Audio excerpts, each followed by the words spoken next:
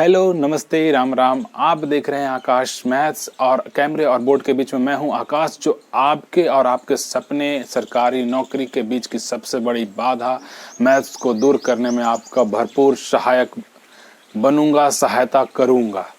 मैं आपको ऐसे कॉन्सेप्ट सिखाऊंगा जो आज के एग्ज़ाम के पैटर्न के हिसाब से बहुत ही ज़रूरी है, क्योंकि इस एग्ज़ाम में सवालों की संख्या बहुत ही अधिक हो गई है, होती जा रही है और टाइम आपके पास बहुत ही लिमिट होता है। तो आपको ऐसे कॉन्सेप्ट सीखने ही पड़ेंगे जिसका एप्लीकेशन जिसको यूज करके आप गणित के सभी प्रश्नों को बहुत ही कम समय में कर पाएं। ये सफलता के लिए बहुत ही ज़रूरी है, इसलिए आप जुड़े। मैं ऐसे ही कॉन्सेप्ट सिखाऊंगा। आप सब्सक्राइब करें और बेल आइकन को टच कर दें। आज की इस वीडियो में जो एसएससी एमटीएस हवलदार के 12,500 से भी ज़्यादा की वैकेंसी आई है, जो आपके लिए एक बेहद ही गोल्डन अपॉर्चुनिटी है अपने पैरों पे खड़ा होने का और बड़े पोस्ट के एग्ज़ाम की तैयारी करने के लिए एक अच्छा सा ये प्लेटफॉर्म मिल जाता है, जिसके बाद आप पढ़ाई करते रहते हैं, आपको खर्चे निकलते रहते हैं। इसलिए ये बहुत ज़रूरी है कि आप जम के मेहनत करें और इस अपॉर्चुनिटी को ग्रैब करें, और इसमें मैं आपकी बहुत सहायता करूंगा। और इसके लिए मैथ्स के सिलेबस को कवर करने के लिए आपको कम से कम प्रीवियस एमटीएस एसएससी एमटीएस में प्रीवियस ईयर के सवालों को तो आपको करके ही जाना है, क्योंकि वो एक स्टैंडर्ड जो है ऊंचाई जो है एसएससी पिछले वर्ष ही छू चुका है या पिछले वर्षों में छू चुका है। तो कम से कम उतना तो आपको कवर करके ही जाना पड़ेगा, उससे ज़्यादा ही आपको कवर करके जाना पड़ेगा। इसलिए आप प्रीवियस ईयर्स को क्वेश्चंस को बहुत अच्छे ढंग से उसको सॉल्व करके जाएं, उस पर कमांड करके जाएं और भी सवालों को ज़रूर करें साथ ही साथ। इसलिए मैंने चुटकी में क्वेश्चन सॉल्व का एक सीरीज चलाया है, जिसके तहत आप मैथ्स के सवालों को चुटकियों में सॉल्व करेंगे। इसमें खास करके मैं एमटीएस के प्रीवियस ईयर के सवालों का टॉपिक वाइज सॉल्यूशन शानदार कॉन्सेप्ट के साथ दूंगा, जिससे ये होगा कि आपको जब प्रश्न मतलब एक तरह के प्रश्न जब एक जगह मिलेंगे तो आपको कॉन्सेप्ट सीखने का भी अच्छा मौका होगा, और ये आपके मतलब प्रैक्टिस के लिए भी बेहद ज़रूरी है कि एक तरह का सवाल एक जगह मिले। तो इसलिए मैं इस वीडियो में मैं और जो पिछले वीडियो मैंने डाले हैं और आगे आने वाले भी कई वीडियो डालूंगा, जिसमें मैं लगभग मतलब प्रीवियस ईयर सारे कवर कर दूंगा। उसके बाद अगर समय बचेगा तो मैं अलग से भी आपको सेट प्रैक्टिस वगैरह सवालों का करवाऊंगा। तो प्रीवियस ईयर के मैथ्स के क्वेश्चन का सॉल्यूशन के इस चुटकियों में क्वेश्चन सॉल्व सीरीज का ये दूसरा वीडियो होगा। इसमें मैं शुरुआत के पहले वीडियो में और शुरुआत के कुछ और वीडियो में जो आगे आएंगे, उसमें मैं आपको टॉपिक वाइज जो सिलेक्शन किया है, वो पहला टॉपिक है नंबर सिस्टम और उसके आसपास के टॉपिक्स, जैसे नंबर सिस्टम हो गया, मिक्सचर एलिगेशन हो गया, एचसीएफ एलसीएम हो गए, रेशियो प्रोपोर्शन हो गए, एवरेज हो गए। मतलब वैसे टॉपिक को मैं शुरुआत में कवर करूंगा जिसमें नंबर का बहुत ही बड़ा गेम होता है, और उसके बाद मैं वैसे टॉपिक को कवर करूंगा जिसमें परसेंटेज का बहुत बड़ा गेम होता है, और जो एडवांस और बचे जो टॉपिक होंगे मिसलेनियस टाइप के, उसको मैं उसके बाद कवर करूंगा। तो आप जुड़े रहें और आगे बढ़ते हैं, शुरुआत करते हैं हम। पिछले वीडियो में मैंने 5 जुलाई 2022 का जो एग्ज़ाम हुआ था उसके तीनों शिफ्टों को कवर किया था, नंबर सिस्टम से और उससे रिलेटेड जो मैंने बोला टॉपिक का। और आज की वीडियो में मैं 6 जुलाई के तीनों शिफ्टों का, जिसमें नंबर सिस्टम और जो अन्य टॉपिक मैंने बोला, ratio proportion, mixture, age, alligation, इन सब टॉपिकों का एलसीएम एचसीएफ, जिसमें नंबर्स का बहुत ही बेहद इंपॉर्टेंस होता है, रोल होता है उसके सॉल्यूशन में, उसको आज कवर करूँगा। तो बोर्ड पे पहला प्रश्न जो है आज का, वो है कि दो धनात्मक पूर्णांक संख्या का एलसीएम बड़ी संख्या का 2 गुना है और उन दोनों संख्या का एचसीएफ 3 है, छोटी संख्या ज्ञात कीजिए। अब मैं बोला हूं कि चुटकियों में ये मतलब मैं वैसे कॉन्सेप्ट आपको सिखाऊंगा जो आपको सवालों को करना चुटकियों में सिखाए, जिसके तहत आप मतलब बेहद ही कम समय में अच्छे से सवाल करेंगे। तो दे रखा है कि दो धनात्मक पूर्णांक संख्या का एलसीएम बड़ी संख्या का 2 गुना है और उन दोनों का एचसीएफ 3 है। जब भी HCF दे, और साथ ही साथ मैंने ये भी बोला है कि आपको कॉन्सेप्ट सिखाता रहूंगा, तो इससे ये होगा कि वीडियो में मतलब लंबे हो सकते हैं आपको, क्योंकि सीखने में ही समय दे देना है। सीखने में जो समय देंगे, ज़्यादा देंगे समय ऐसे कॉन्सेप्ट सीखने में, तो वो एग्जाम में समय बचाएंगे। इसलिए हम सीखने में कॉपी पे, घर पे समय दे देना है। तो ऐसे क्या होता है कि जब भी HCF दे और संख्याओं के बारे में पता ना हो, तो आपको पता होता है कि संख्याएं HCF क्या होता है, वो कॉमन फैक्टर ही होता है, हाईएस्ट कॉमन फैक्टर होता है जो संख्याओं को विभाजित करे। इसलिए संख्याएं जो होगी वो HCF का मल्टीपल ही होगा। इसलिए हम संख्याएं मान लेते हैं 3x और 3y, 3 और x 3y। और ये LCM क्या होगा, LCM यहाँ 3xy होगा। अब ध्यान से देखो, जब भी जो कॉमन होता है वो निकल आता है। 3x से जब आप भाग दोगे तो y में कटेगा 3x, तो 3y से भाग दोगे तो 3 मतलब x बचेगा। तो जब संख्या HCF मतलब आप ये सीख लो कि ऐसे ही लिखते हैं। अगर जैसे आपको कन्फ्यूजन तो मैं सारे दूर कर दूंगा, लेकिन फिर भी आप ये ध्यान में रख लो कि अगर संख्याएं कुछ दी हुई है तो उसमें वेरिएबल जैसे हम लिखेंगे, तो HCF के साथ वेरिएबल्स जब लगाएंगे तो वो संख्याएं हो जाएंगी। और जब वो HCF में वो जो वेरिएबल्स है उसका मल्टीपल कर देंगे तो वो LCM हो जाएगा। और ये LCM क्या दिया हुआ है कि बड़ी संख्या का 2 गुना है। तो बड़ी संख्या आप जो भी मान ले, 2 गुने 3x लिख देता हूं मैं, ये बड़ी संख्या का 2 गुना हो गया। अब ये यहाँ से हम काटेंगे, 3x से 3x कट गया तो y = 2 आ गया। मतलब आप ये सिखाने के लिए मैं समय दे रहा हूँ। आप सवालों में भी देख करके आप बड़े आराम से आप गेस कर सकते थे। जब आप प्रैक्टिस मेरे साथ करेंगे तो आपके भी दिमाग की बत्ती जलेगी। सवालों को देखते हुए आप भी टिक करके आगे बढ़ेंगे। कुछ ही ऐसे सवाल होंगे जिसमें आपको पेन उठाने की जरूरत पड़ेगी, नहीं तो अधिकांश आपका इतना कॉन्फिडेंस तो साथ रहने पे बढ़ेगा ही कि आप अधिकांश सवालों को बिना पेन और पेपर के करेंगे। तो यहाँ से y = 2 आ गया।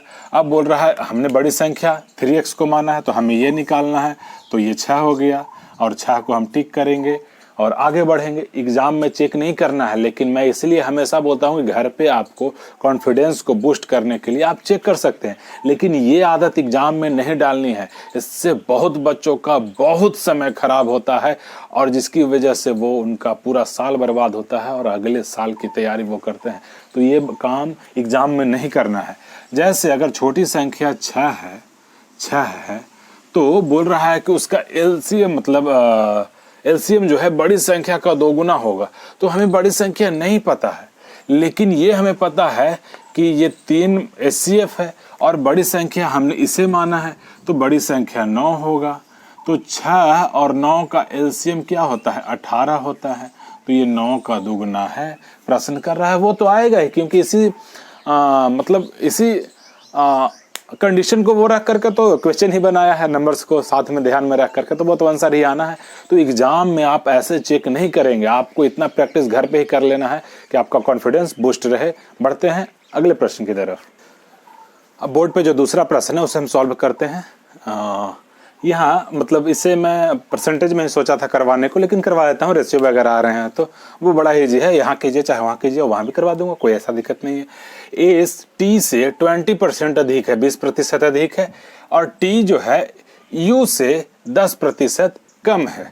तो ठीक है, हम यू को मान लेते हैं, यू से शुरू करते हैं। ऐसे मैं क्यों सोचा कि यू से, क्योंकि आप प्रैक्टिस जैसे ही करेंगे तो आप, मैं बोला ना कि दिमाग की बत्ती जल जाएगी। आपको क्या मानने से, आप कुछ भी मानो ये बनेगा, लेकिन क्या मानने से सॉल्यूशन जल्दी होगा ये आपको भी धीरे धीरे सीख जाना है, और ये प्रैक्टिस से ही होगा।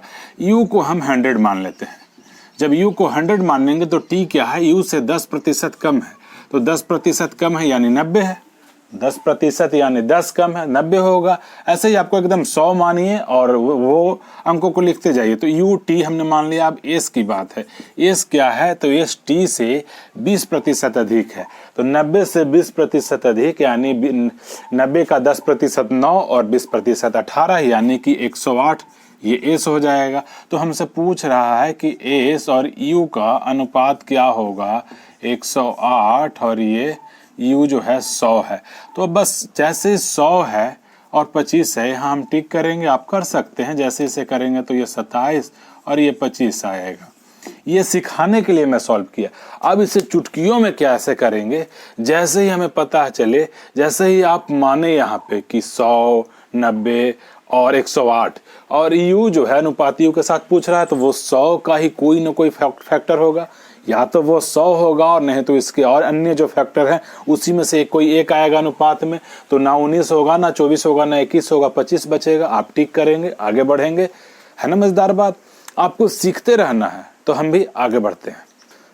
बोर्ड पे जो तीसरा प्रश्न है, ये भी 6 जुलाई को ही फर्स्ट शिफ्ट में पूछा गया था। ये भी औसत का प्रश्न है। देखने में बड़ा सा लग सकता है, पढ़ने में आपको समय लगेगा, बनाने में तो समय लगेगा नहीं आज के बाद से। तो वो क्या है कि पढ़ते हैं, एक कंपनी में 12 कर्मचारियों का औसत वेतन रुपये 20,000 दर्ज किया गया। यानी कोई कंपनी है जिसमें 12 कर्मचारी है और उनका औसत वेतन 20,000 रुपया है। उसमें मैनेजर प्रबंधक के वेतन को शामिल कर लिया जाए तो औसत वेतन में 2,000 की वृद्धि हो जाती है। अब जो 12 कर्मचारियों के साथ अगर मैनेजर को भी सम्मिलित कर लिया जाए उसमें प्रबंधक को, तो पता चला कि अब 12 एक 13 हो गया, 13 के औसत में 2,000 का वृद्धि हो गया। तो पूछ रहा है कि प्रबंधक का वेतन ज्ञात कीजिए। ऑप्शन दिया है 36, 28, 42 और 46,000। अब जैसे आप ये समझो कि अब इसे अब वो 12 गुने 20,000 यानी कि 2,40,000 करेंगे, और 13 का जब हम 2,000 बढ़ गया है यानी नया औसत 22,000 हो गया है, तो 22 गुने 13 करेंगे और जो टोटल आएगा उसमें से पहले का टोटल घटाएंगे तो मैनेजर का वेतन निकलेगा। तो ऐसे नहीं निकालना है, नहीं तो आप कॉपी पे ही निकालते रह जाओगे। नौकरी के बाद नौकरी होने से रहा, जब ऐसे करेंगे तो समय है ही नहीं इतना करने को। तो आपको क्या करना है कि समझना ये है कि औसत समझने में मैं बोल रहा हूँ कि समय दीजिए। वीडियो लंबा हो सकता है लेकिन एग्जाम में इसका फायदा आपको बड़े ही क्लियर दिखेगा कि आप जो प्रैक्टिस कर रहे हैं मेरे साथ उसका लाभ आपको कितना शानदार ढंग से मिलता है। आपको 10-15 दिनों में ही दिखने लगेगा। तो ये है कि हम इसे ऐसे समझते हैं कि 12 कर्मचारी, 12 लोग जैसे पार्टी करने जा रहे हैं, कहीं घूमने जा रहे हैं, उन्होंने जो पैसे दर्ज किए वो 20-20 हजार। औसत का मतलब यही हुआ कि 20-20 हजार मान लीजिए कि वो 12 ने दर्ज जमा किए हैं। अब उसमें जो मैनेजर साहब हैं या 13वां दोस्त है वो भी बोल रहा है कि आओ, तो उसे लोग बोला कि हम तो भाई पहले से इकट्ठा कर रखे हैं पैसे। तो पैसे जब इकट्ठा कर रखे हैं तो वो बोला कि हाँ मेरे पास भी पैसे हैं। लो निकाल करके उसने दे दिया, बोला पैसे की कमी मेरे पास नहीं है, ये लो पैसे रखो। अब वो पैसे का जब टोटल उन्होंने किया, हर हिसाब किया, तो बोले कि यार पहले तो हम लोग 20-20 हजार का ही पार्टी करने वाले थे, पर व्यक्ति खर्च करने वाले थे, अब तो हम 2-2 हजार और बढ़ गया, यानी 22-22 हजार का खर्च करेंगे। तो इस क्यों बढ़ा? क्योंकि जो 13वां दोस्त या मैनेजर साहब हैं जो पैसे वाले थे, और पैसे वाले थे तो उन्होंने ज्यादा पैसा दिया, दिल खोल के पैसा दिए, तो वो ज्यादा दिया। तो यही हम कहते हैं कि अगर वो 20 हजार लेकर के आते, मैनेजर साहब 20 हजार लेकर के आते, जो सब लोगों ने औसत के हिसाब से दिया है, तो औसत में कोई चीज नहीं करता कि अच्छा सब पे 20-20 आ रहा है तुम भी 20 ले आओ। लेकिन मैनेजर साहब क्या थे, वो दिलदार आदमी थे, तो वो 20 हजार से ज्यादा लाए। कितना ज्यादा लाए कि 12 कर्मचारी और एक उनका खुद का स्वयं का यानी 13 का जो एक्स्ट्रा लाए, तो सभी पे जब वो बांटा गया उनका एक्स्ट्रा वैल्यू, तो 13 पे 2-2 हजार से ये वृद्धि हुई। मतलब 2-2 हजार 13 के हिस्से में आया। मैनेजर साहब ने कहा कि लो 20 हजार चाहिए, 20 हजार लो। तो जैसा कहीं हो सकता है कि 12 में से कोई आना करने कर रहा हो, यार इसे मत लो, नए लोग को मत रखो ये में। तो मैनेजर साहब ने सुना कि अच्छा ये चाहता है कि मैं पार्टी में ना जाऊं, घूमने ना जाऊं, तो मैनेजर साहब ने एक्स्ट्रा पैसे जो थे उनके पास निकाल के लिया, ये ले। तो वो एक्स्ट्रा पैसे क्या थे? अब एक्स्ट्रा पैसे उन्होंने कितना दिया कि इतना दिया कि सब पे एक्स्ट्रा पैसे अगर सब में बांटे गए तो वो 2-2 हजार बढ़ गए। इसका मतलब यही होता है कि वो 2-2 हजार बढ़ गए, तो 12 में तो बढ़े ही। यही है कि तो औसत वेतन में 2 हजार की वृद्धि हो जाती है। तो सब में 2-2 हजार का बढ़ा, तो ये आपको हमेशा ध्यान रखना है कि 12 कर्मचारी पहले और स्वयं मैनेजर साहब यानी 13 पे बढ़ा, तो 26 हजार ये एक्स्ट्रा लेकर के आए थे। 20 हजार तो औसत का लाए ही और 26 हजार एक्स्ट्रा लेकर के आए, यानी कि ये टोटल 46 हजार लेके आए। आज से ऐसे ही आपको करना है चुटकियों में। ये समझाने के लिए मैंने यहाँ किया, नहीं तो मैं जैसे पढ़ूंगा अच्छा 20 हुआ, ये 2 हजार बढ़ा, 13 दूनी 26 और 20 46 टिक करूंगा, आगे बढ़ूंगा। एग्जाम में आपको ऐसे ही करना है। तो अच्छे लाइट के लिए मैं ये रिकॉर्डिंग आउटडोर में कर रहा हूँ, जिसकी वजह से, और बसंत का मौसम है, मतलब सबसे शानदार एनर्जेटिक मौसम है वसंत का, तो इसमें आपको कोयल, पपीहे, गौरैया की आवाज़ सुनने को मिल सकता है। और दूर जो भाई वसंत है, फागुन का महीना है, तो दूर होली भी आपको सुनने को मिल सकता है। तो इसका आनंद ले, इससे चिड़चिड़ाए ना, इससे परेशान ना हो करके आनंद ले। ठीक उसी तरीके से जैसे रोड पे शादी विवाह में क्या होता है कि जाम लगने की वजह से कुछ लोग चिढ़ते रहते हैं और कुछ लोग वो आनंद उठा लेते हैं। तो वही अगर आपको भी ऐसे आवाज़ सुनाई दे रहे हैं, गौरैया, पिपहा, पपीहा और ये कोयल वगैरह के, तो आप भी आनंद लें। हवाएं भी तेज चल रही है बसंत में, जो अक्सर चलता है, तो थोड़ा बहुत शायद आपको परेशानी हो, लेकिन उससे आनंद उठाएंगे और आगे बढ़ेंगे। अब ये जो चौथा प्रश्न जो बोर्ड पे है, इसे एमटीएस के हिसाब से ये कहा जाएगा कि मतलब टेंशन मैं इसलिए हंस रहा हूँ कि जैसे एसएससी कभी कभी मतलब एमटीएस में ऐसे प्रश्न पूछता है कि वो चौंका देता है, वैसे ही जैसे रेलवे वाले ग्रुप डी में पूछते हैं। मतलब बड़े पोस्ट के लिए वो सवाल लगभग एक तरह का रखते हैं, लेकिन फ्लैक्चुएशन एमटीएस का और चाहे वो ग्रुप डी का हो, कभी कभी आपको ऐसे सवाल मिलेंगे ना कि देख करके हंसी आती है कि आखिर वो सीजीएल में पूछ दे। ऐसे सवालों को वो सीजीएल में पूछे, मतलब टफ नहीं है, लेकिन एमटीएस के हिसाब से तो भाई टाइम टेकिंग है। बच्चे अब इतना लंबा प्रश्न पढ़ेंगे और उसमें भी आप एक्यूरेट नहीं, न्यूनतम पूछ रहे हो, तो ये पॉसिबिलिटी की बात है। पॉसिबिलिटी में कई बार चेक करना होता है और बच्चे गलत करते हैं। तो इसी तरीके से पेन गिर गया था। इसी तरीके से ग्रुप डी में भी ऐसे प्रश्न कई बार चौंकाते हैं, तो इसे हम सॉल्व करते हैं। प्रश्न है कि एक व्यक्ति के पास 10 रुपये, 5 रुपये और 2 रुपये मूल्य वर्ग के कुछ सिक्के हैं। 10 रुपये और 5 रुपये के सिक्कों की जो संख्या है उसका गुणनफल 5 रुपये और 2 रुपये सिक्कों की संख्या का गुणनफल और 2 रुपये और 10 रुपये के सिक्कों की संख्या का गुणनफल क्रमशः 3:4:2 है। ये अनुपात में दिया हुआ उनका अनुपात। तो उस व्यक्ति के पास न्यूनतम कितनी धनराशि हो सकती है? ये जिस मतलब शिफ्ट से ये लिया गया है 6 तारीख के पहले शिफ्ट में, तो जिस बच्चे का भी ये पेपर था उसने मार्क एज रिव्यू करके वो टिक किया था। बेचारे वो कन्फ्यूजन हो रहा होगा, तो आज से ये कन्फ्यूजन आपको नहीं होना है। ये क्या है कि जब भी वो इस तरह के सवाल पूछे 2-2 का गुणनफल हो, तो इसमें आप शुरुआत के लिए कोशिश करने के लिए, सीखने के लिए शुरुआत में आप जैसे ऐसे मान लो कि 10 रुपये की सिक्कों की संख्या उसके पास कितनी थी, ये संख्या हम मान रहे हैं कि 10 रुपये के सिक्कों की संख्या उसके पास एक्स थी, और 5 वाले की क्या थी, वाई थी, और 2 रुपये वाले की जेड थी। दोनों का भाई एक तरह का दिख रहा है। अब वही बोल रहा है कि आप ऐसा समझो कि एक्स और वाई यही संख्या गुना कर रहा है, इसी का अनुपात दिया है कि एक्स अनुपात वाई अनुपात जेड, और जेड एक्स का जो अनुपात है वो 3:4:2 दिया हुआ है। अब मिनिमम की वो बात कर रहा है, तो यहाँ से आपको जब भी यहाँ से एक्स अनुपात वाई अनुपात जेड निकालना हो, तो जहाँ एक्स रेशियो में हो, आज से आप ध्यान में रखेंगे कोई वीडियो इस तरह का जिसमें होगा कि मैं इसका बता दूंगा कि क्यों ऐसा होता है, लेकिन ये आप ध्यान ही में रखें। उससे सीखने से ज्यादा है कि इसका एप्लीकेशन आप जाने। तो ये एक्स कहाँ एक्स यहाँ और यहाँ है, यानी इसमें और इसमें है, तो इसका हम मल्टीप्लिकेशन गुना करके लिख देंगे 6। उसके बाद वाई वाले पे आते हैं, वाई यहाँ है और यहाँ है, पहले और दूसरे में है, यानी 3×4=12, ये गुना करके लिखेंगे। फिर अनुपात में हम डालेंगे जेड यहाँ है और जेड यहाँ है, यानी 4×2=8। अब इसे 2 से सब जगह आपको दिख रहा है कि 2 हो जाएगा, 6 हो जाएगा, 4 हो जाएगा। ये एक्स वाई जेड जो आया ये मतलब सिक्कों का अनुपात हो गया। अब यहाँ पे आप देखें, इससे आप निकाल दें कि 10 रुपये के सिक्के 3 होंगे तो उसके पास 30 होगा, 5 रुपये के 6 होंगे तो उसके पास 30 होगा, और 2 रुपये के 4 होंगे तो 8 होगा। यही मिनिमम वैल्यू होगा उसका 68। 3 से वो बढ़ते जाएंगे, वो उससे आपको ध्यान नहीं देना है, उनका अनुपात यही होगा। मिनिमम रेशियो जो होता है, मिनिमम वैल्यू होता है, तो रेशियो पे हम कैलकुलेट करते हैं। आज से आप ऐसा मान लें, ये कोई जरूरी नहीं है कि आप रेशियो वगैरह लिखें, आप एक्चुअल में ऐसे सवालों में मतलब कोई जरूर नहीं है, मैं ऐसे लिख दे रहा हूँ कि 3 6 4 लिखे 3, अच्छा 10 वाला 3 है, एक्स माने हैं हम, तो 10 वाला 3 है, सिक्का है, तो 30 रुपया होगा।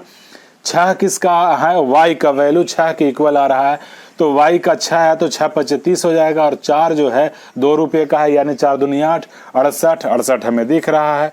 तो मिनिमम ये होगा, टिक करेंगे, हम आगे बढ़ेंगे। बोर्ड पे जो 5वां प्रश्न है ये एवरेज से है, एवरेज का क्वेश्चन है। एमटीएस को एवरेज से बड़ा ही प्यार है, तो इसे हम करते हैं कि 20 संख्या के समुच्चय का औसत p है। यदि इस समुच्चय में से किसी संख्या को 58 से बदल दिया जाता है तो औसत p-2 हो जाता है। तो बदली गई संख्या का मान ज्ञात कीजिए।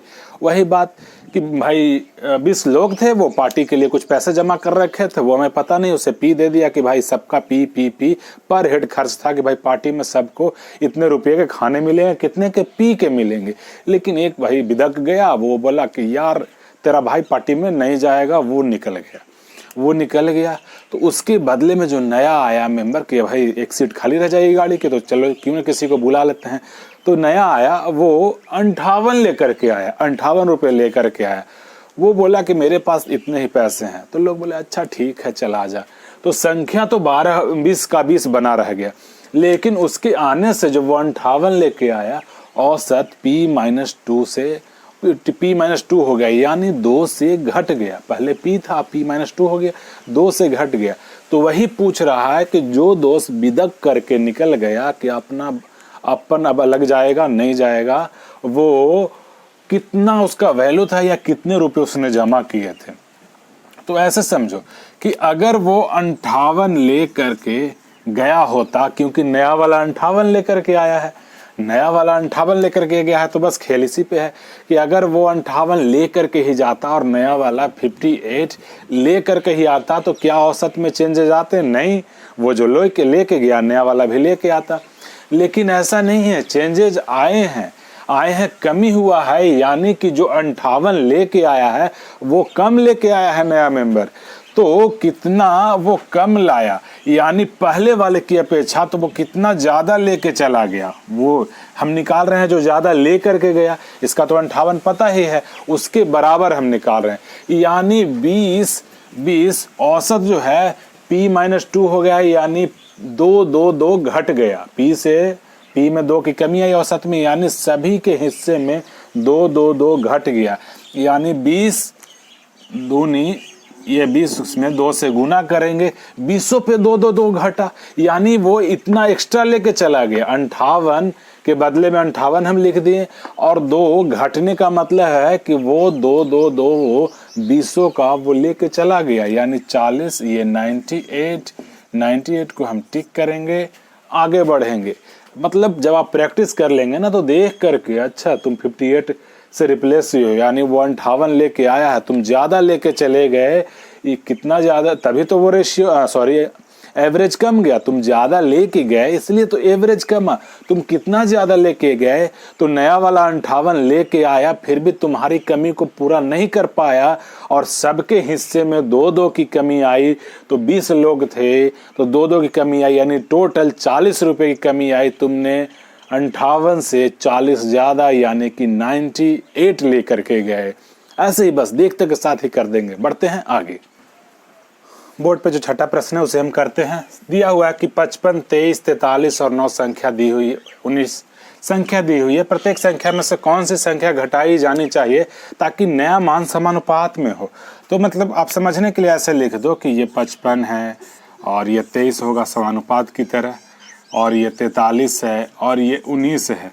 बोल रहा है कि इसमें से कौन सा घटा है, तो घटा करके देखते हैं। जैसे आप तुरंत चेक कर सकते हो इसे, आप बस कॉन्फिडेंस रखो, प्रैक्टिस इतना कर लो कि आप जो कर रहे हो वो सही कर रहे हो।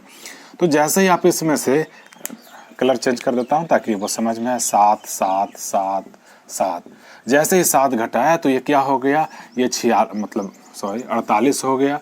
और यहाँ जैसे ही करेंगे तो 16 7 23। तो ये यहाँ फिर जैसे 7 करेंगे तो 12। और यहाँ हम देखेंगे कि जब 16 3 48 है तो 12 36 आता है, तो यह 36 आ रहा है, यानी कि 7 ही इसका आंसर होगा, क्योंकि समानुपात में आ गया। 48/16 बराबर 36/12। ये 3 बार में इधर जाएगा, 3 बार में, या इसमें इससे गुना करो, इसमें इससे गुना करो, वो बराबर है। तो मतलब मैं आपको ऐसा ही बोल रहा हूँ कि आप यहाँ भी करके देख सकते थे कि 7 घटाया, तो यहीं पे आप सिर पे भी लिख सकते हो। उसमें कोई प्रैक्टिस से ही ऐसा आपको मतलब होगा कि 55 है, ये 23 है, ये 43 है, और ये 19 है, तो कोई ज़रूरी नहीं है कि आप ऐसे लिखो। आप जैसे ही 7 तो 7 घटा घटा करके तुरंत लिख दोगे कि अच्छा ये 48, इसमें से 7 जाएगा तो 16, इसमें से 7 जाएगा तो 36, इसमें से 7 जाएगा तो 12। अब देखेंगे कि अच्छा 16 × 48 तो 12 × 36, ये आंसर सही है। यह नहीं होगा तो अगले की तरफ बढ़ेंगे और ऐसे ही हम अगले सवाल की तरफ बढ़ते हैं। 7वां प्रश्न फिर से एवरेज। 7वां प्रश्न जो बोर्ड पे है एवरेज का ही है। तो एवरेज मतलब वो प्रैक्टिस करते करते एवरेज तो ऐसा आपका बनेगा कि आप यूं चुटकियों में सॉल्व करेंगे।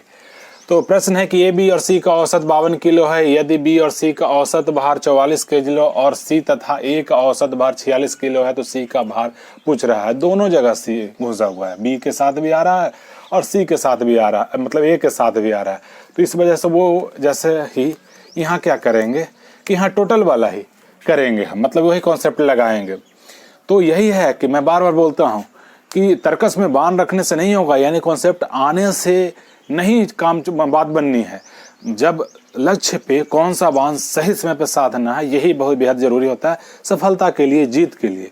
तो ये कौन सा कॉन्सेप्ट कब लगाएंगे और जिससे आप ज़्यादा समय बचाएंगे, यही सिखा रहा हूँ मैं। तो यहाँ जब ए बी सी का टोटल औसत 52 है तो जैसे 52 × 3 करेंगे तो ये क्या आ जाएगा 156। ये हो गया ए बी सी का टोटल। इसमें बी और सी का टोटल कितना हो गया, तो बी और सी का 44 है तो ये 88 आया। बी और सी का हो गया। ए और सी का 92 हो गया। तो इसे ऐड करेंगे जैसे समझने के लिए। यहाँ क्या है, ए प्लस बी मैं लिख रहा हूँ, आपको नहीं लिखना है। ये हो गया बी प्लस सी और यहाँ सी प्लस ए, ये सबका टोटल निकल गया। ए प्लस बी प्लस सी का 156 आया, बी प्लस सी का 88 आया। जैसे ही सब में जोड़ेंगे तो ये 180 आया, 180 आया। यानी कि आपको मतलब हाँ 180 आया। तो आप ये देखें कि ये जो एक्स्ट्रा आ रहा है किसकी वजह से वो आ रहा है, एक्स्ट्रा जो आ रहा है वो किसकी वजह से आ रहा है। तो एक्स्ट्रा जो है सी यहाँ भी है और सी यहाँ भी है। वो पंछियों की आवाज़ मतलब वो जोर से वो आवाज़ कर रहे हैं, इसलिए मैं मतलब मेरा ध्यान उधर चला गया था। तो बी प्लस सी जो दोनों जगह है, तो जैसे ही हम जोड़ेंगे तो इसमें जैसे जोड़ेंगे तो 180 आया। तो ए प्लस बी प्लस सी का 156, ये जो एक्स्ट्रा आ रहा है कितना आ रहा है 24 किलो। 24 किलो एक्स्ट्रा किसकी वजह से आ रहा है, तो ये आ रहा है सी की वजह से, क्योंकि जैसे हम इसे जोड़ेंगे तो ये ए प्लस बी प्लस सी, सी 2 बार आ रहा है। तो इसका हमें पता है कि 156 किलो है, तो जो शेष एक्स्ट्रा आ रहा है वो सी का ही वैल्यू आ रहा है। 2 बार वो घुस रहा है, मतलब वो शादी में वो 2 बार चख ले रहा है नाश्ते को, वो 2 पैकेट कर ले रहा है। तो इस वजह से वो एक्स्ट्रा 24 किलो आएगा। 24 किलो 24 पे मतलब हम टिक करेंगे, आगे बढ़ेंगे। बोर्ड पे 8वां प्रश्न है, उसे हम सॉल्व करते हैं। ये दूसरे शिफ्ट का, अभी तक जो हम लोगों ने किया प्रश्न वो 7 जो किए वो पहले शिफ्ट का था, ये दूसरे शिफ्ट का है। और इसमें भी औसत, मतलब हर शिफ्ट में औसत के अच्छे खासे सवाल होते हैं, तो आपको तो इसका प्रैक्टिस बेहतर ढंग से करना ही होगा। ये बड़ा ईजी है कि आरंभिक 60 प्राकृतिक संख्याओं का औसत क्या होगा, तो 30.5 होगा। ये हमें पता है कि प्राकृतिक संख्याएं लगातार जब प्रारंभिक या शुरुआत के हों, या इसे ऐसे दे कि 1 से 10 तक, 1 से 100 तक, ऐसे दे कि 1 से 100 तक का औसत क्या होगा, यानी 100 लगातार प्रारंभिक संख्याएं होंगी, प्राकृतिक संख्याएं होंगी। तो इसमें फर्स्ट और लास्ट 60 तक होगा और बटे 2, यानी ये 61 है, 61/2 यानी कि 30.5। इसमें कुछ है ही नहीं। बस आपको ये ध्यान रखना है कि जब प्राकृतिक ऐसे दे तो यही होता है कि 60।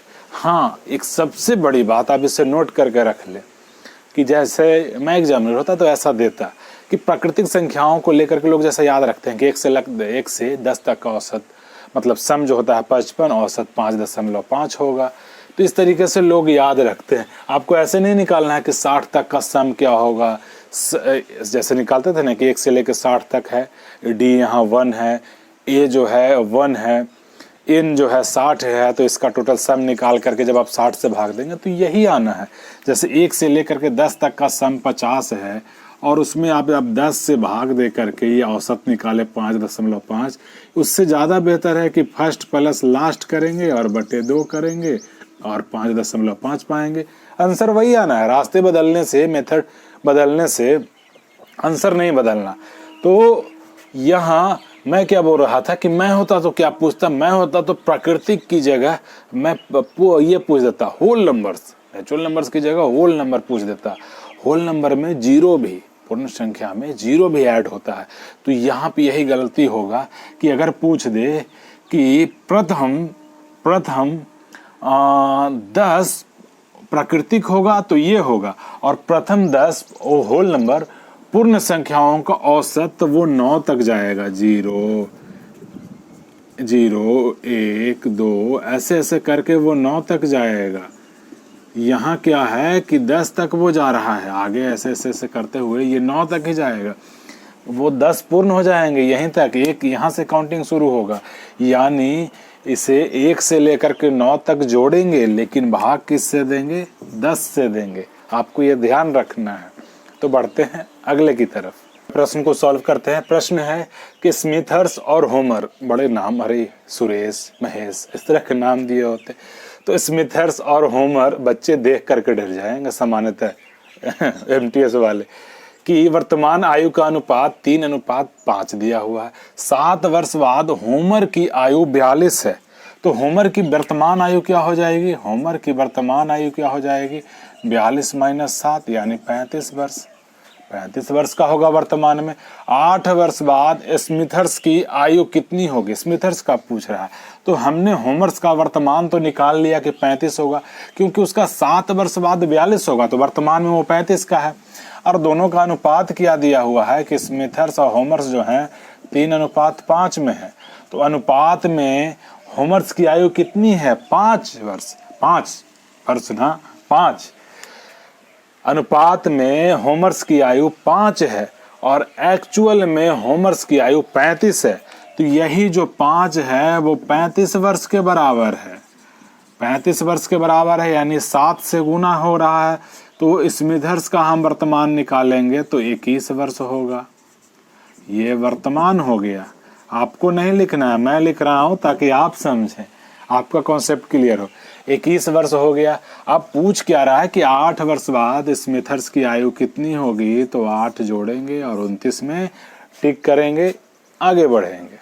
अब हम 10वें प्रश्न की तरफ चलते हैं। वो अभाज्य संख्या और औसत से रिलेटेड है। हाँ, तो ये 10वां प्रश्न आपको बहुत कुछ सिखाएगा। जैसे जब से एसएससी मतलब एग्जाम के फील्ड में टीसीएस आया है, तब से वो एसएससी के एग्जाम में या जहाँ भी टीसीएस है, उसका फेवरेट नंबर अभाज्य संख्या है। आपको ये प्राइम नंबर्स के बारे में आपको ध्यान में रखना होगा। जितनी ज़्यादा से ज़्यादा आप जानकारी जुटा ले वो आपके लिए बेहतर होगा। नहीं तो आप जैसे ही एग्जाम में आएगा तो इस पर कोई कॉन्सेप्ट नहीं लगना है। ये जोड़ेगा, पूछेगा जोड़ के बारे में, तो आपको जोड़ना ही पड़ेगा। कोई फॉर्मूला नहीं लगेगा, क्योंकि इसका कोई पैटर्न ही नहीं है। तो आप जितना से ज़्यादा इसके मेरिट प्रॉपर्टीज को ध्यान में रखेंगे वो उतना ही बेहतर होगा आपके लिए। नहीं तो एग्जाम में जब आ जाएगा और आप जब पहली बार इसे देखेंगे तो आप ये मानो कि याद, कड़वी सच्चाई है कि आपको या तो छोड़ना पड़ेगा, नहीं तो बहुत समय दे करके इसे बनाना होगा। अब यही देख लो कि 1 से लेकर के 50 के बीच की सभी संख्याओं के बारे में पूछ रहा है। अब इसे जोड़ना ही पड़ेगा, आपके पास कोई उपाय नहीं है। तो अगर आप ऐसे पहले किए हों तो आप याद रखें, जितना ज़्यादा से ज़्यादा अभाज्य संख्याएं, उससे रिलेटेड क्वेश्चंस, प्रॉपर्टीज, उसके मेरिट याद रखें, ये आपके लिए उतना ही लाभदायक साबित होगा। इसे हम सॉल्व करते हैं। तो इसे जैसे यहाँ समझने के लिए इसके बाद से आप याद रखेंगे, हम अभाज्य संख्याओं को लिखेंगे। और मैं भी आपको इस वीडियो में, आगे आने वाले वीडियो में आप जब जुड़े रहेंगे तो आप देखते रहेंगे, अभाज्य संख्याओं के बहुत सारे प्रॉपर्टीज मैं आपको सिखाऊंगा, बहुत सारे, जो आपको ढूंढने से भी नहीं मिलना। 1 से 50 के बीच की सभी अभाज्य संख्याओं का औसत ज्ञात कीजिए। लिखते हैं, सबसे छोटी अभाज्य संख्या 2 है और 2 इकलौती ऐसी अभाज्य संख्या है जो सम संख्या भी है। 2 3 5 7, 3 5 7। दूसरी अभाज्य संख्याओं से रिलेटेड दूसरी खास जानकारी कि 3 5 7 इकलौती ऐसी ट्रिपलेट है अभाज्य संख्याओं का तिकड़ी है कि जहां 2 का डिफरेंस होता है। ऐसे आपको कहीं और देखने को नहीं मिलेगा।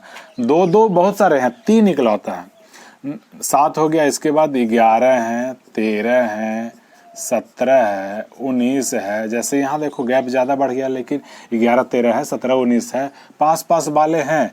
फिर 23 है, फिर 29 है, फिर 31 है, फिर 37 है, और उसके बाद 41 है, 43 है और फिर 47 है। तो हम गिनते हैं कितने हैं, राम 2 3 4 5 6 7 8 9 10 11 12 13 14 15 हैं। तो इसे हम 15 से भाग भी देंगे, यही तो हमें करना होगा, टोटल ऐड करके 15 से भाग देंगे। तो ऐड करते हैं, तो जल्दी जल्दी ऐड करने का क्या है कि हम दहाई वालों को एक साथ ऐड कर लेंगे। जैसे ये 4 4 8 4 12 3 15 3 18 2 20 2 22 1 23 24 25 26, इसे हम लिख देंगे। ये जल्दी जल्दी ऐड करने के लिए मैं बता रहा हूँ। 260 हो गया। अब इकाई वालों को जोड़ेंगे हम, तो 5 5 10 7 17 1 18 3 21 21 और 7 28 28 और 9 37 3 40 40 9 49 1 50 50 10 60 1 61 और 7 68। जैसे ही इसमें आप 68 जोड़ेंगे और इसे 15 से भाग देना है, जैसे ही आप 68 जोड़ेंगे तो ये 328 आया। 328 को जैसे हम 15 से भाग देंगे, 15 दूनी 30, 2 उतरा 28 हुआ, 15 एक बार में लगेगा, 15 14 हो गया।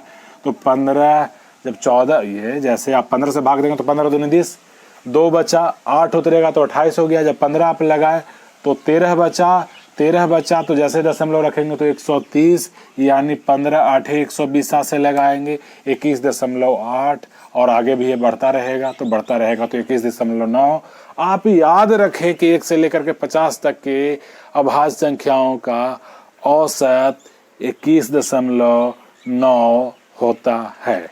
और नहीं तो आप ऐसे जोड़ेंगे, या तो मैं बोलूँगा कि अगर आप भूल गए हो तो आपको इसे छोड़ देना चाहिए, समय बर्बाद नहीं करना चाहिए।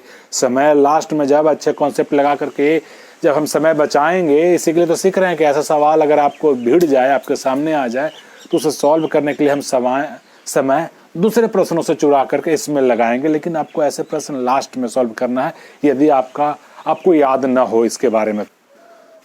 तो इसमें आप ये सब ध्यान रखें कि 21.8 समथिंग होता है, यानी 21.9 के आसपास होता है। और अगर पूछ दे कि 1 से लेकर के 50 के बीच के सभी अभाज्य संख्याओं का सम कितना होता है, तो वो आपको पता होना चाहिए। कितनी संख्याएं होती है, तो 15 अभाज्य संख्याएं होती है। ये सब डेटा आपके पास होना ही चाहिए, और भी मैं बताता रहूँगा। बढ़ते हैं आगे, 11वें प्रश्न की तरफ चलते हैं। वो है कि P का मान दिया है 2 के पावर 8 गुने 3 के पावर 5, Q बराबर दिया है 2 के पावर 3 गुने 3 के पावर 4, R बराबर दिया है 3 के पावर 5 गुने 2 के पावर 7। तो इसका HCF पूछ रहा है कि PQR का HCF क्या होगा। तो जब भी आपको इस तरह का पावर में फैक्टर करके पावर में वो दे, तो HCF वही होता है जो सब जगह अवेलेबल हो, मतलब सारी संख्याओं में वो छिपा रहे, वही HCF होता है। तो यानी दूसरे शब्दों में ये कहें कि वो सबसे मिनिमम जो होगा, सब जगह वो अवेलेबल होगा। जैसे अगर 2 के पावर 5 कहीं हो और 2 के पावर 7 हो, तो 2 का पावर 5 जो है यहाँ है, 2 का पावर 7 यहाँ नहीं है, क्योंकि ये बड़ी वैल्यू है। तो ये है जो 2 का पावर 5 गुने 2 का पावर 2 है, यहाँ ये भी है और यहाँ ये भी है। तो HCF जब भी होगा तो ये वाला होगा, छोटा वाला ही होगा, तो दोनों को विभाजित करेगा, क्योंकि दोनों जगह वो अवेलेबल है। तो ठीक वैसे ही हम यहाँ देख रहे हैं कि 2 के पावर 8 और 3 के पावर 5 में 2 का पावर सबसे छोटा वाला कौन सा है। तो सबसे छोटा जो है ये 2 के पावर 3 है और 3 के पावर यहाँ 5 है, तो इसमें 4 है और यहाँ 5 है। यानी 2 का भी सबसे मिनिमम पावर यहाँ है और 3 का 4 हम देख ही रहे हैं।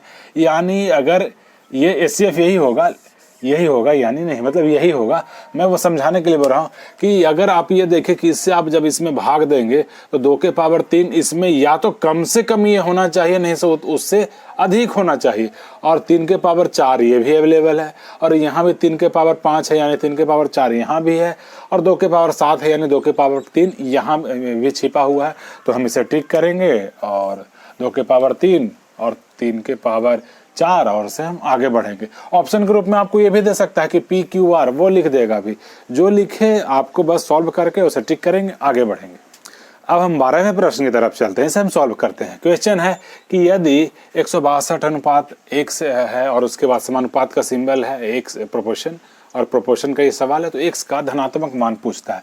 तो आपको पता ही है कि इसे आप ऐसे लिखते हैं और ये क्या हुआ x बटा, लेकिन ऐसे नहीं, आपको पता ही होना चाहिए कि x स्क्वायर जो होता है इन दोनों का मल्टीपल होता है। बीच वाले का जो मल्टीपल होता है वो बाहर वाले दोनों का मल्टीपल होता है। तो मैं इस समझाने के लिए ऐसा लिख रहा हूँ। तो यहाँ से क्या आया, इसीलिए धनात्मक मान पूछा है, क्योंकि आप यहाँ स्क्वायर आ रहा है यानी उसके 2 मान होंगे। तो जैसे ही ये x स्क्वायर बराबर क्या होगा, तो x स्क्वायर बराबर आएगा 162 गुने 338। ये मैं लिख रहा हूँ, लेकिन आज के बाद से आपको नहीं लिखना है। क्यों नहीं लिखना है? क्योंकि हमें पता है कि बीच वाले का जो मल्टीपल होता है वो बाहर वाले के मल्टीपल के बराबर होता है।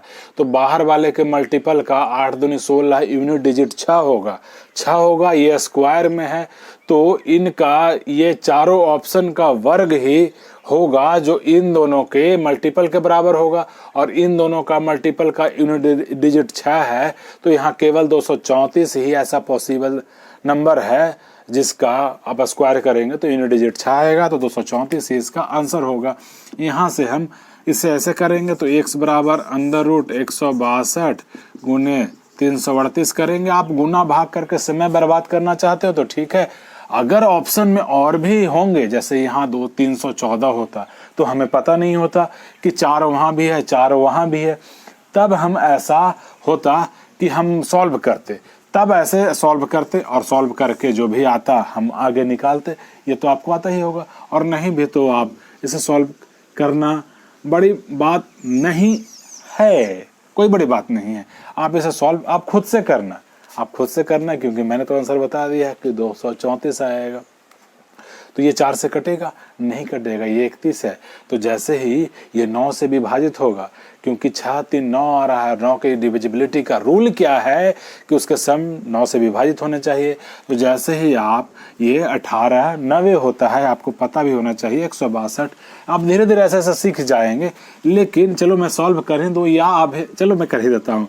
तो ये 9 गुने 9 गुने 2 होगा, ठीक है, 2 है और सारी डिजिट्स पूर्ण है, तो यहाँ 2 होना ही होगा। इसको हम 2 लिखते हैं, जो जैसे ही 2 से भाग देंगे तो कितना हो जाएगा, 100 ये 169 हो जाएगा, जो 13 का स्क्वायर है। तो 13 गुने 13 यही बाहर आना है।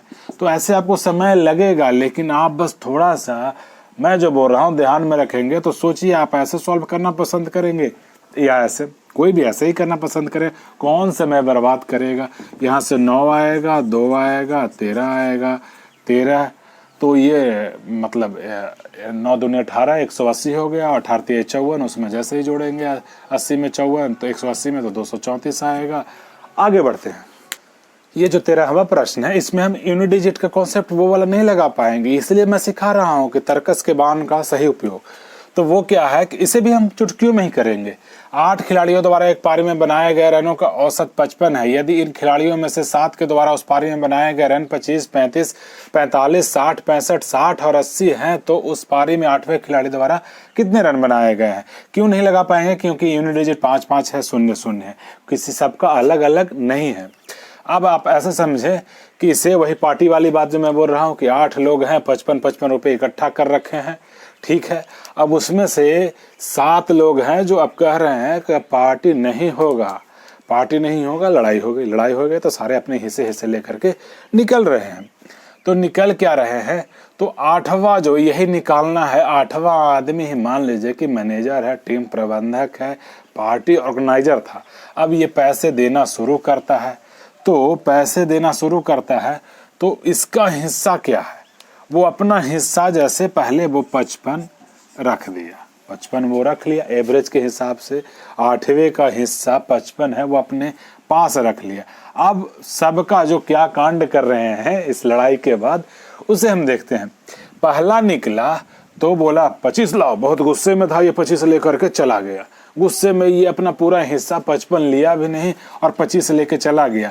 तो लेना चाहिए था कितना? 55, औसत जो 55 है 55 लेना चाहिए था, लेकिन लिया इसने कितना? 25। तो कितना छोड़ के चला गया? 8वें के पास। तो 8वें के पास ये 30 छोड़ करके चला गया। कहा कि रख तू ही अमीर बन, ये 30 छोड़ करके चला गया। उसी तरीके से ये सब गुस्से वाले हैं, कम उसके बाद देखिए बढ़ने लगा।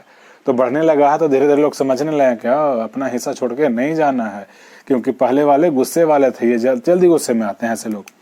तो ये 35 ले करके गया यानी कि 20 छोड़ करके गया, और ये 45 ले करके गया यानी ये 10 छोड़ करके गया। अब ये लोग थे जो बोले कि यार वो सब छोड़ के गया है तो हम तो एक्स्ट्रा लेके ही जाएंगे। तो ये 60 लेके गया, लेके जाना था 55, लेके गया 60 यानी कि ये 5 एक्स्ट्रा लेके गया, और ये 65 लेके गया तो 65 ले करके गया तो एक्स्ट्रा 10 लेके गया, और ये 60 लेके गया तो एक्स्ट्रा 5 लेके गया। और जो 8वां था मतलब 7वां था वो बड़ा लालची था कि बाबू तुम्हारे पास पैसे तो अच्छे बच गए हैं तो दे वो 80 लेके गया, 55 की जगह 80 लेके गया यानी वो 25 ज़्यादा लेके गया। अब यही जो है वो अपना हिस्सा रखे हुए था, और ये जो है सारे 7 लोगों ने उनके साथ जो किया उसका है। तो ये जो निकलेगा यही इसके पास अमाउंट बचेगा, यानी यही जो होगा 8वें खिलाड़ी द्वारा बनाया गया रन होगा। तो हम देखते हैं, तो यहाँ से हम काटते हैं कि अच्छा ये 5 और ये 5, ये 30 चला गया, ये 10 5 5, ये 10 से 10 निकल गया, 5 जैसे ही घटाएंगे तो इसमें 50 होगा, और ये 20 70 होगा।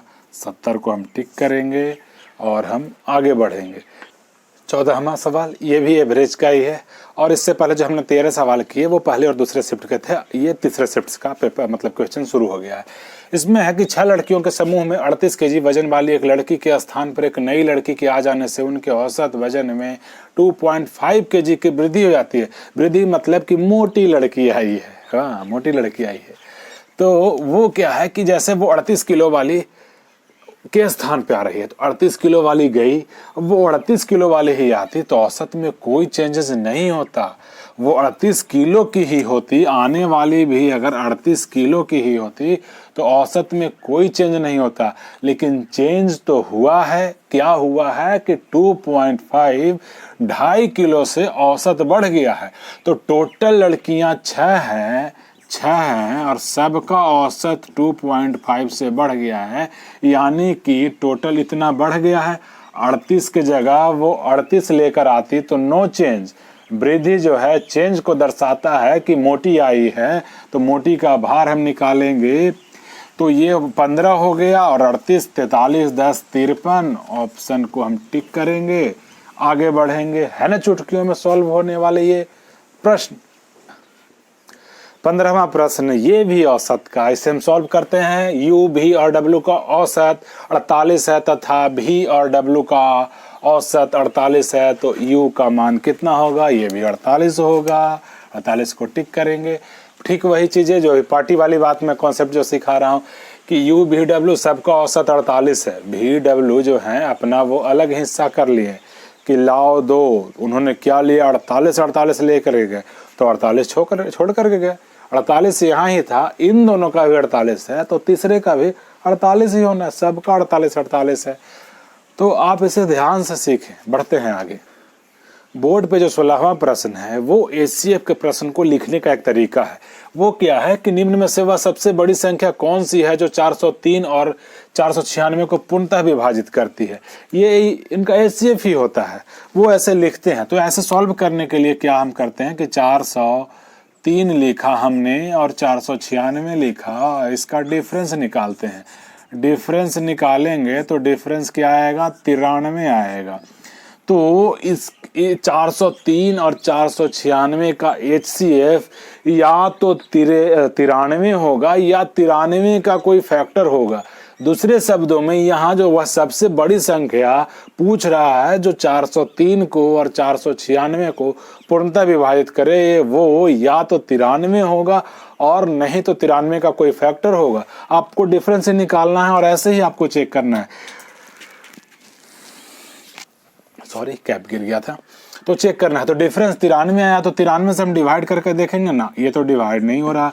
तो 93 के बाद जो इसके सबसे बड़े फैक्टर है, क्योंकि सबसे बड़ी संख्या की पूछ रहा है तो उसकी तरफ बढ़ते हैं। 31 से हम देखते हैं, अच्छा 13 3 39, ये 13 बार में तो लग रहा है, 13 3 39 390, और एक बार में 13 जोड़ेंगे और उसके बाद 93 ये कट रहा है बिल्कुल। तो ये जब 13 बार में ये विभाजित हो रहा है तो 16 बार में ये विभाजित होगा, यानी 31। 31 को हम टिक करेंगे, आगे बढ़ेंगे। अगर ये नहीं होता तो अगले फैक्टर को हम चेक करते। ऐसे ही चेक करना। आप कितना समय HCF निकालने से बेहतर नहीं है कि आप एकदम तुरंत चुटकियों में ऐसे करोगे। तो आप ऐसे ही करो। हम बढ़ते हैं आगे। अब हम 17वें प्रश्न को सॉल्व करते हैं। हवा तेज चल रही है, सिर्फ शायद आपको हवा से थोड़ा सा डिस्टर्बेंस हो, लेकिन आप उसे नज़रअंदाज करेंगे और सॉल्व करते हैं, सीखते हैं हम। एक हाउसिंग सोसाइटी की 2 पहिया और 4 पहिया वाहनों का अनुपात दिया हुआ है कि 11:9 है। 4 पहिया वाहनों में से 1/4 का पेट्रोल वाहन है। 4 पहिया वाहनों में 1/4 पेट्रोल वाहन है और शेष 81 जो है डीजल वाहन है। तो 2 पहियों की संख्या पूछ रहा है। 4 पहिया वाहनों में जो 1/4 है पेट्रोल है, यानी कि शेष जो 3/4 है वो 81 के बराबर है। 3/4 जो है वो 81 के बराबर है। तो टोटल कितने चौपहिया कितने हो गए? 3/4 81 के बराबर, यानी कि 1/4 अनुपात 1/4 जो बचा वो 27 के बराबर है। तो 27 दूनी 54 दूनी 108, ये 3/4 के बराबर है। 3 का मान 81 तो 4 का मान 108, यानी टोटल 108 चौपहिए हैं। और 2 पहिया और चौपहिए का अनुपात क्या है कि 2 पहिया जो है 11:9 में है, चौपहिया जो है अनुपात में 9 के बराबर है, लेकिन एक्चुअल मान हमने निकाला कि वो 108 के बराबर है। यहाँ से हमने निकाल लिए कि वो बोल रहा है कि 4 पहियों में 1/4 जो है पेट्रोल है और शेष जो डीजल है वो 81 है। तो जब 1/4 पेट्रोल है तो शेष कितना बचा? 3/4। 3/4 जो है 81 के बराबर, तो यानी टोटल जो हो गया, मतलब पूरा चौपहियों वाहनों की संख्या 108 होगा। अब 9 जो है रेशियो वाला जो मान है 9, वही तो 108 के बराबर आया। तो इसमें 12 से गुना करने पे 108 आ रहा है, तो इसमें भी हम 12 से गुना करेंगे तो 132 आएगा। यही जो होगा 2 पहिया वाहनों की संख्या होगा। है ना मजेदार? बढ़ते हैं आगे। 18वें प्रश्न को सॉल्व करते हैं जो बोर्ड पे है कि पद x-1, x+2, 3x+5 और y समानुपाती है। x का मान दिया है 5, तो y का मान पूछ रहा है। समानुपाती है तो ये क्या होगा? ऐसे होगा, बराबर 3x+5 बटे y होगा। यही तो होता है। वह जैसे ही 5 का हम मान पुट करेंगे तो यहाँ 4 हो जाएगा, यहाँ 7 हो जाएगा, यहाँ पास 15, 5 20 बटा y हो जाएगा। 5 से ये 4 से ये 5 बार में डिवाइड होगा, इसलिए y का मान 35 आया। 35 को हम टिक करेंगे, आगे बढ़ेंगे। बस इसे सिंप्लीफाई करना था। बढ़ते हैं आगे। इस वीडियो के अंतिम प्रश्न की तरफ बढ़ते हैं जो कि 19वां है। और जाते जाते फिर से आपको 6 जुलाई को भी अंतिम में जाते जाते उसने औसत दे ही दिया है। तो इस औसत को हम बेहतर शानदार ढंग से सॉल्व करते हैं। क्वेश्चन है कि एक कक्षा के 24 छात्रों की औसत आयु 15 वर्ष है। जब शिक्षक की आयु को भी इसमें शामिल कर लिया जाता है तो औसत 1 से बढ़ जाता है। तो शिक्षक की आयु ज्ञात करें। 24 हैं, 1 आ गए, 25 आए, 25 में 1 की वृद्धि हो गई, यानी 25 वो एक्स्ट्रा लेकर के आए। तो 15 पहले से औसत और 25 से एक्स्ट्रा, यानी 40 होगा। हम करते हैं इसे, आप भी ऐसे ही मुजवानी करेंगे। जैसे सर भी अगर 15 वर्ष के होते हैं, मतलब टीचर भी अगर 15 वर्ष के ही होते हैं तो औसत में कोई चेंज नहीं होता। तो वो औसत बढ़ रहा है, यानी कि सर 15 तो ला ही रहे हैं, 15 से एक्स्ट्रा भी वो ला रहे हैं। उम्र को हिला रहे हैं, आयु को हिला रहे हैं, एक्सपीरियंस को हिला रहे हैं। वो तो कितना ला रहे हैं? तो 24 छात्र वो हो गए और 1 सर हो गए 25, और 25 के लिए उन्होंने 1 वर्ष एक्स्ट्रा उम्र लेकर के आया है कि आज से सबका उम्र बढ़ जाएगा। तो 25 और ये 15, 40 को हम टिक करेंगे और हम मतलब अगले वीडियो का इंतज़ार करेंगे। देखने के लिए आपका बहुत बहुत धन्यवाद। सीखते रहिए, जी जान लगा दीजिए। इस बार बहुत ही बेहतर अपॉर्चुनिटी है क्योंकि संख्या बहुत ज़्यादा है, वैकेंसी में पोस्ट की संख्या बहुत ज़्यादा है। तो ये एक गोल्डन अपॉर्चुनिटी है, ऐसे अपॉर्चुनिटी को जाने ना दे। दस्तक अच्छा है आपके दरवाजे पे, आप सरकारी नौकरी लेके रहें। मिलते हैं अगले वीडियो में, तब तक के लिए धन्यवाद।